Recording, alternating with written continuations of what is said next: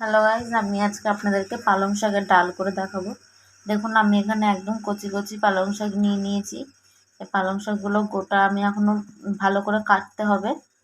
আর আমি এর মধ্যে দেবো রসুন, 4টে মতন শুকনো লঙ্কা, 4টে কাঁচা লঙ্কা আর আদা। আমি এগুলো ফোড়নে দেবো।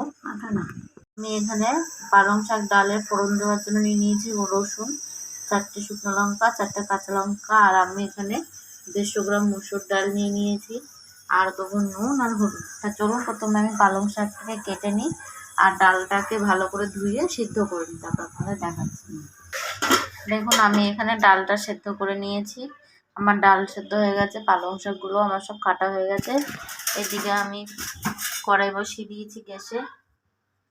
আমার কড়াইটা গরম হয়ে গেলে আমি তেল দিয়ে দেবো।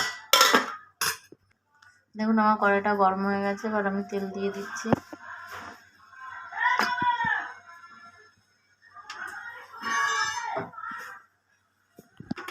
দেখুন গাইস, আমার তেলটা গরম হয়ে গেছে, এবার আমি ফোড়ন দিয়ে দেবো। প্রথমে আমি শুকনো লঙ্কা যেগুলো আছে শুকনো লঙ্কাগুলো দিয়ে দেবো।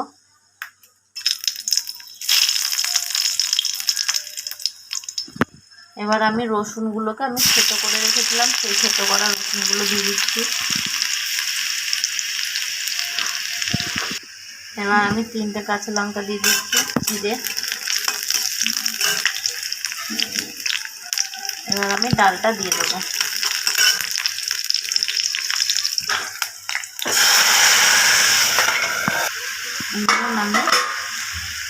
আমি ডালটা দিয়ে দিয়েছি। এবার আমি আমার পরিমাণ মতন জল দিয়ে দেবো।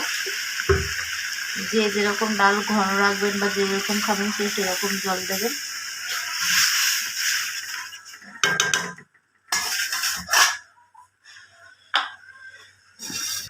এবার আমার ডালটা ফুটে যাক, তারপর আমি শাক দিয়ে দেবো। দেখুন গাইস, আমার ডালটা ফুটে উঠেছে, এবার আমি পালং শাকগুলো দিয়ে দেবো। আমি পালং শাকগুলোকে ভালোভাবে কেটে ধুয়ে রেখেছিলাম। আমি এবার দিয়ে দেবো। দেখুন, আমি সব শাকগুলো দিয়ে দিয়েছি। আমি এই শাকটা দিয়ে ঢাকাও দেবো না, বেশিক্ষণ আমি গ্যাসে রাখবো না।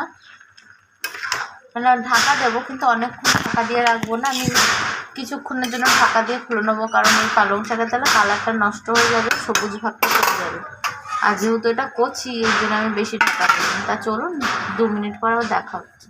গাইস, এবার আমি আমার ঢাকনাটা খুলে নিচ্ছি। দেখুন, আমার কিন্তু পালং শাকের রঙটা চলে যায়নি আর ফুটছে। এবার আমি নুন দিয়ে দেবো, স্বাদ মতন আমি নুন দিয়ে দেবো।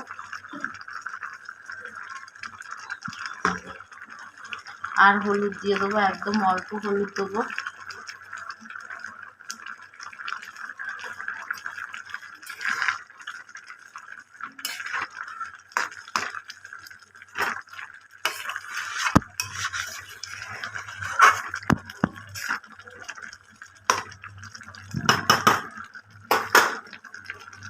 ফুটে যাক, তারপর আবার আপনাকে দেখাচ্ছি। দেখুন গাইস, আমার পালং শাকগুলো কিন্তু সেদ্ধ হয়ে গেছে, আমার ডালটাও হয়ে গেছে। আপনারা এরকমভাবে বাড়িতে একবার করে খেয়ে দেখবেন, আশা করি আপনাদের ভালো লাগবে। আর নামানোর আগে আমি একটা কাঁচা লঙ্কা চিড়ে দিয়ে দিচ্ছি। এবার আমি নামিয়ে নেব। গাইস দেখুন, আমি নামিয়ে নিয়েছি। খুব কম সময় ডালটা আমি তৈরি করে ফেললাম। আপনারা এরকমভাবে খেয়ে দেখবেন, আশা করি আপনাদের খেতেও ভালো লাগবে। আর ভিডিওটা কেমন হয়েছে আমাকে কমেন্ট করে অবশ্যই জানাবেন। আর লাইক, শেয়ার আর সাবস্ক্রাইব করতে ভুলবেন না।